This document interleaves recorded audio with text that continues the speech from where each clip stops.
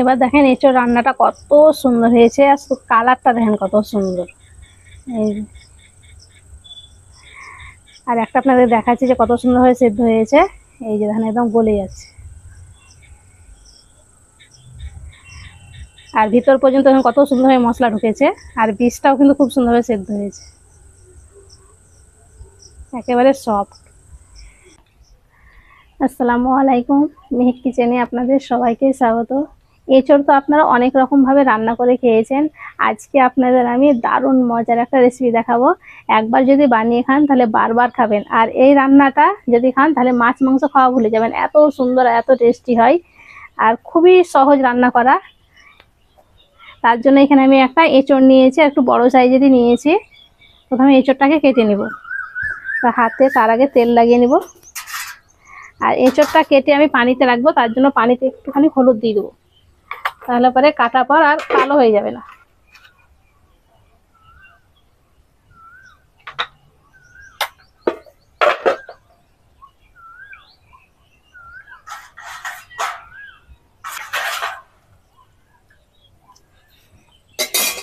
এই যে ভালো করে হাতে তেল লাগিয়ে নিতে হবে, আর বটিতেও তেল লাগিয়ে নিতে হবে, না আঠাটা লাগবে না।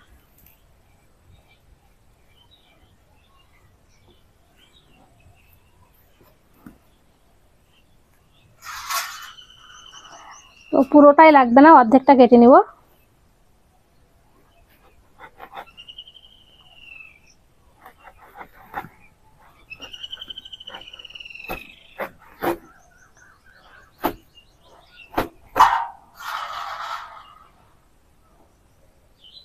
অর্ধেকটা রেখে দিলাম। আর দেন টাটকা এঁচোড়টা, তার জন্য কত আঠা বের হচ্ছে। এই যে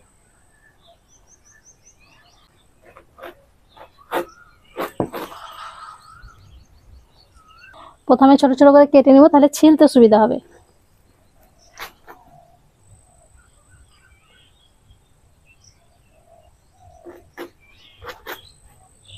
এটা দেখিয়ে দিচ্ছি।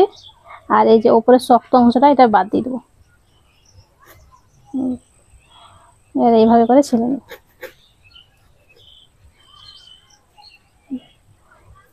এই সাইজ করে নেব।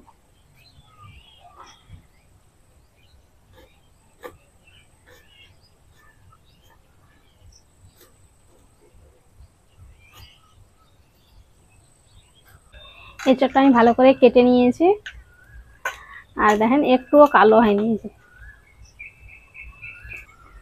চুলোটা ধরিয়ে কড়াই বসিয়ে দিয়েছি, কড়াই দিয়ে দেবো পানি।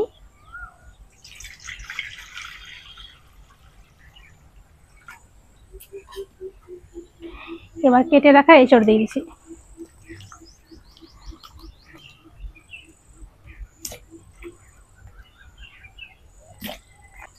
এইভাবে কেটে রেখেছি বলে দেখেন একটুও কালো হয় না, না তো এঁচোড় কাটতে কাটতেই কালো হয়ে যায়।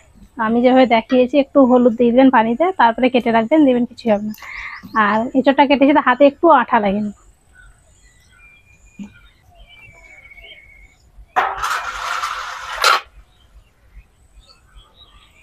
এবার দিয়ে দেবো 4 চামচের 1 চামচ লবণ,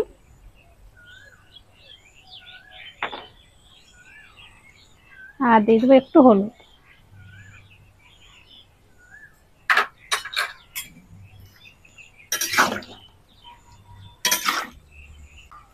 এবার ঢাকা দিয়ে এঁচোড়টাকে ভালো করে সেদ্ধ করে নেব।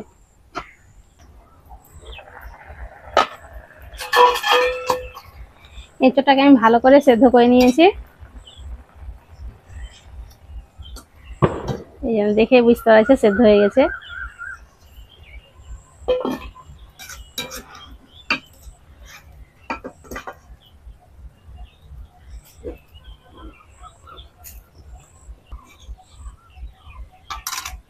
এঁচোড়টা আমি ছেঁকে উঠিয়ে নিয়েছি, আর এই পানিটা ফেলবো না, এই পানিটা পরে কাজে লাগাবো। এটা ঢেলে দাও।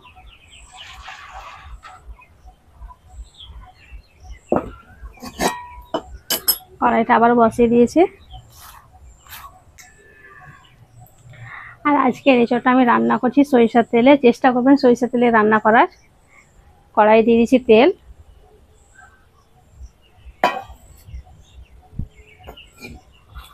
আর এখানে আমি দুটো ছোট সাইজের আলু নিয়েছি, আর আলুগুলোকে এভাবে কিউব করে কেটে নিয়েছি। তেলটা ভালো মতন গরম হয়েছে, এবার আলুগুলা দিই। একটু দিয়ে দেবো হলুদ, আর একটুখানি দিয়ে দেবো লবণ। আলুটাকে ভালো করে ভাজি। আলুগুলাকে আমি ভালো করে ভেজে নিয়েছি। আলুগুলো এবার উঠিয়ে নেব।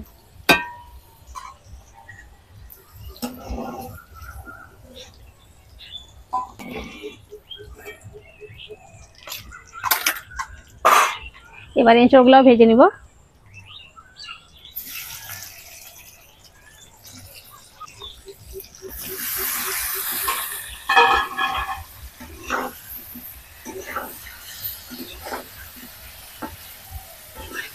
এঁচড়গুলোকে আমি ভেজে রান্না করছি, আপনারা চাইলে এটাকে নাও ভাজতে পারেন, তবে ভাজলে পরে বেশি স্বাদ হয়, খেতে বেশি ভালো লাগে। এঁচড়গুলোকে আমি ভেজে নিয়েছি, এইরকম করে ভেজে নিয়েছি।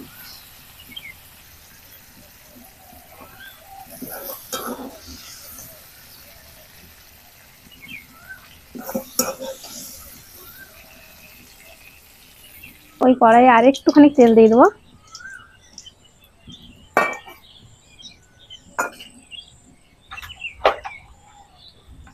তেলটা গরম হয়ে গেছে, এবার দিয়ে দিচ্ছি একটা তেজপাতা, দুটো শুকনো লঙ্কা, 4 চামচের হাফ চামচ 5 ফোড়ন।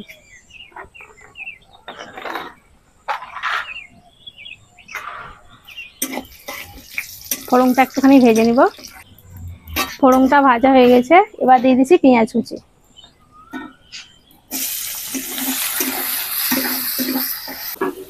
পেঁয়াজটাকে আমি হালকা লাল করে ভেজে নিব। পেঁয়াজটা হালকা লাল করে ভেজে নিয়েছি, এবার দিয়ে দিচ্ছি 4 চামচের উঁচু করে 1 চামচ আদা রসুন বাটা।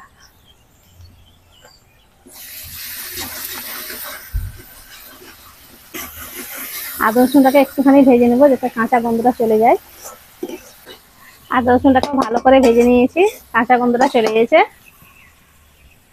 এবার দিয়ে দিচ্ছি টমেটো কুচি। এখানে দুটো টমেটোকে আমি কুচি করে কেটে নিয়েছি, আপনার চাইলে পেস্টটাও দিতে পারেন।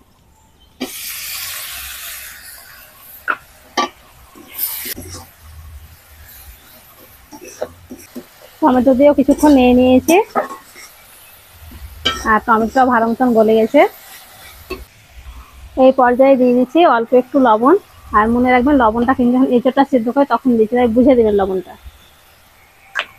আর দিয়ে দিচ্ছি একটু হলুদ, আর কালারের জন্য দিয়ে দিচ্ছি কাশ্মীর লঙ্কার গুঁড়ো 1/2 চামচ।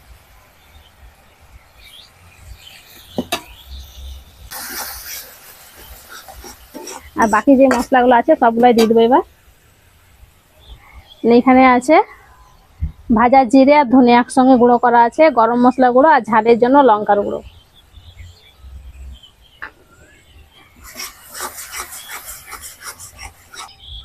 এঁচড় সেদ্ধ করা পানিটা অল্প একটু দিয়ে দেবো।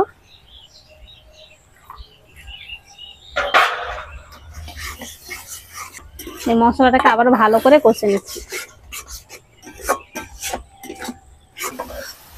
মশলাটাকে আমি ভালো করে কষে নিয়েছি, এই মশলা থেকে তেল ছেড়েছে।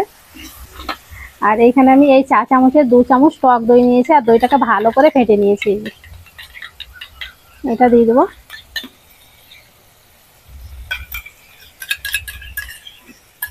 আর টক দই যদি না থাকে তাহলে একটুখানি আমচুর পাউডার দিয়ে দিবেন, তাহলে পরে হবে।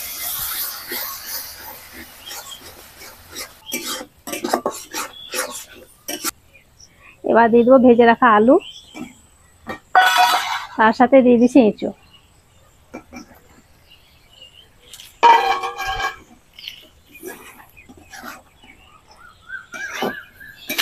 এখন থেকে এত সুন্দর সেন্ট উঠছে, পুরো মাংসের মতন। আর কালারটাও যা হচ্ছে না দেখেন, এই এত সুন্দর কালার। এইভাবে ভালো করে কষে নেবেন। এখন তো পুরোপুরি সবকিছু সেদ্ধ হয়ে আছে। এইভাবে শুকনো শুকনো যদি করে রান্না করেন তাহলেও কিন্তু দেখবেন রুটি পরোটার সঙ্গে খেতে দারুণ লাগে। যেহেতু আমি ভাত দিয়ে খাবো তার জন্য একটু গ্রেভি করবো। এইভাবে ভালো করে কষে নিচ্ছি। এইভাবে শুকনো শুকনো এঁচড়ের তরকারিটাও খুব ভালো লাগে। এঁচোড় আলুটাকে ভালো করে কষে নিয়েছি। এবার দিয়ে দিচ্ছি পানি।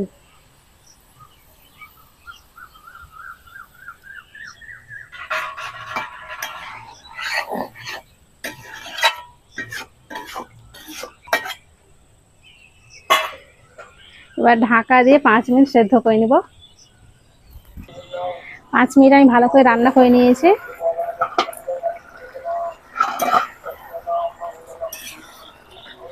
আর এঁচোড়টা দেখেন কত সুন্দরভাবে সেদ্ধ হয়েছে, এই যে করে গলে যাচ্ছে। এবার সব শেষে দিয়ে দিচ্ছি 2টো কাঁচা লঙ্কা আর একটু ধনেপাতা কুচি।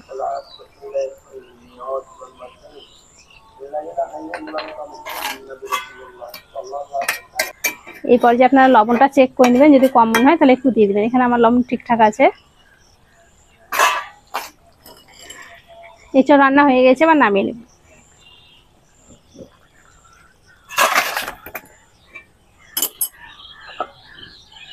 ঢাকা দিয়ে আমি 5 মিনিট রেখে দিচ্ছি। এবার আপনাদের 5 মিনিট পর দেখাচ্ছি। এই যে দেখেন কত সুন্দর।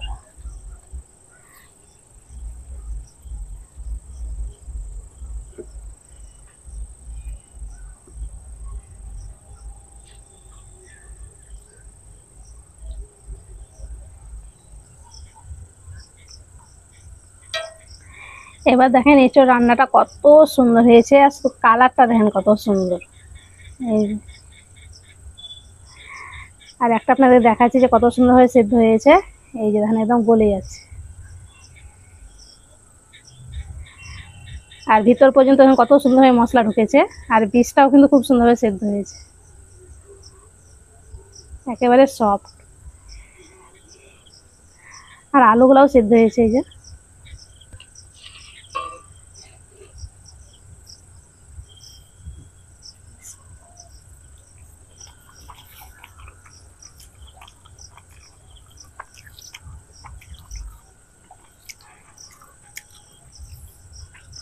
এঁচোড়ের তরকারিটা খেতে দারুণ হয়েছে। আর দেখলেন তো বানানো কত সহজ।